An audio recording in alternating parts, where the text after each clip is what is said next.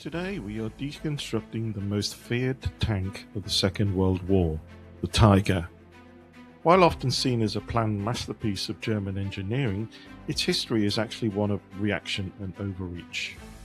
Before 1941, development on a breakthrough vehicle was leisurely. Encounters of British Matilda and French Char B tanks were warnings, but not crises. That changed with Operation Barbarossa. The T-34 shock of June 1941 revealed that existing German 37mm and 50mm guns were useless against the revolutionary sloped armor of Soviet tanks. The Wehrmacht didn't just want a new tank, they demanded an immediate mandate for a 45-ton breakthrough weapon mounting an 88mm gun. The race to build the Tiger pitted two rivals against each other, Henschel versus Porsche. Dr. Ferdinand Porsche's design was technologically audacious, featuring a petrol-electric hybrid transmission. However, it was a failure in the field, prone to fires and requiring vast amounts of copper, strategic material Germany simply didn't have. Henschel won the contract by being pragmatic. They used a conventional mechanical transmission and a Maybach engine. Despite losing, Dr. Porsche left one lasting mark. He gave the machine its iconic nickname, the Tiger. Ironically, because of rushed deadlines, the first 100 Henschel Tigers actually used turrets already built for the failed Porsche chassis. Technically, the Tiger 1 was an armoured box.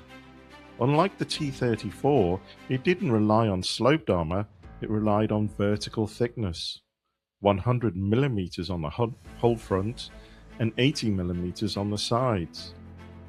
To maximise this, the crews used the mild sight 10 to 2 o'clock position, angling the hull to artificially increase protection.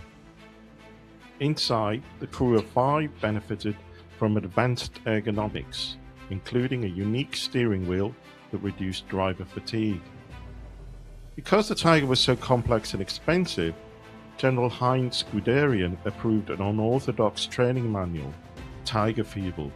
He used humour, rhymes and racy illustrations to ensure young crews actually remembered critical maintenance procedures.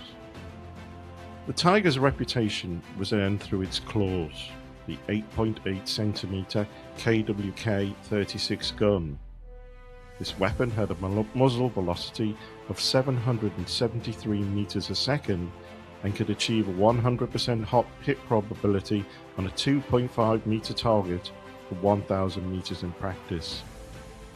It could penetrate 100 millimeters of armor from a kilometer away, destroying Allied tanks before they could even get into range. This created Tigerphobia. Allied crews began to believe every German tank was a Tiger. The legend was cemented by aces like Michael Wittmann, who famously destroyed an entire British column of VA Bocage, and Kurt Knispel, the highest scoring ace of the war, with 168 kills.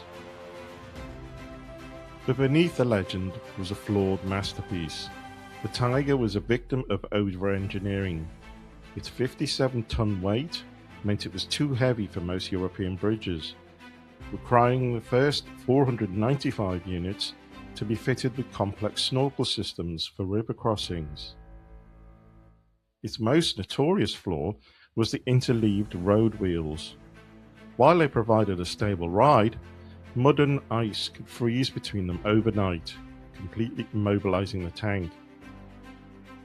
Its debut near Leningrad in 1942 was a disaster. The tanks bogged down in swamps immediately, and one was captured intact by the Soviets, revealing its technical secrets before mass production even ramped up. At the Battle of Kursk in 1943, the Tiger finally found its elements in the open steppes, achieving massive kill ratios. However, the Allies were adapting. The British developed the Firefly, mounting a 17-pounder gun that could finally penetrate the Tiger's front. The Soviets introduced beast killers like the Su-152 and the IS-2 heavy tank.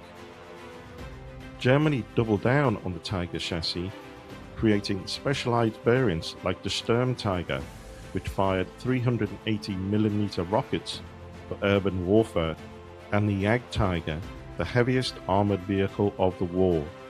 But these were often too few and too late to change the tide.